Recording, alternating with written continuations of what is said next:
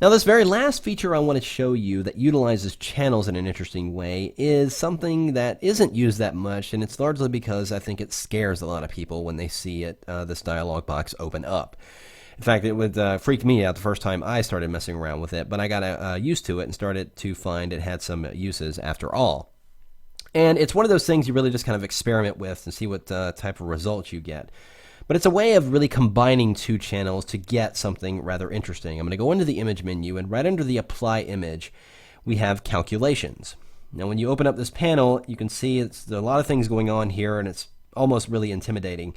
And a lot of people just tend to go ahead and click cancel and just get the hell out of there. But just to give you an idea, it's really not that difficult if you really kind of break it down here. You have source 1, which is one image.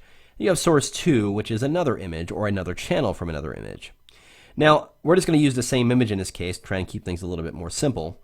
And then we have our blending options down here in the bottom. Now, like the apply image is where you actually are blending a channel with your existing image through the use of a blend mode. Here, we're blending two different channels through the use of a blend mode.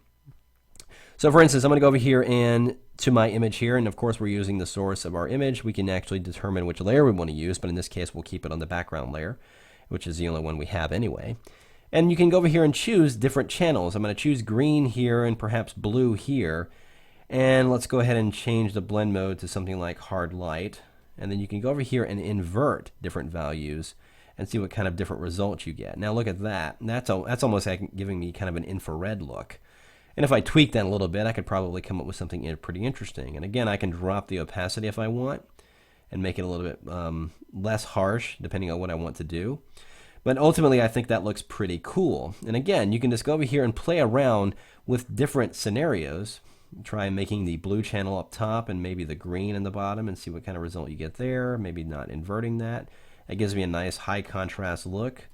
It really depends on what you're going for. I've used this method to edit channels to create better alpha channels for selections by combining two image channels that have a good amount of contrast in each, and I have really wanted to get the best of both channels into a single channel. Then you can use calculations to certainly do that.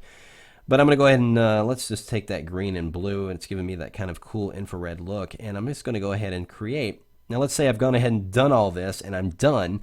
I can, of course, take it out as a mask, just like that, or go ahead and take the result out as a new document, or even as an active selection if I want.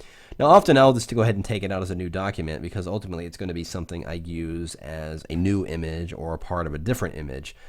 So go ahead and click OK, and it creates that new document with that new channel mixture in there. So calculations has possibilities.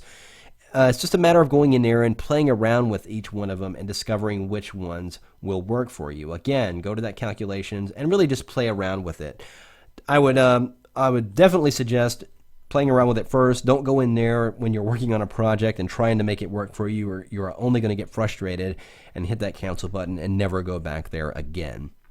But again, it's just basically a way of using two channels to create a new image by blending them and assorting them in their stacking order, changing the inversion of them, and even blending them through the use of blend modes to ultimately create something interesting that you may not have had before.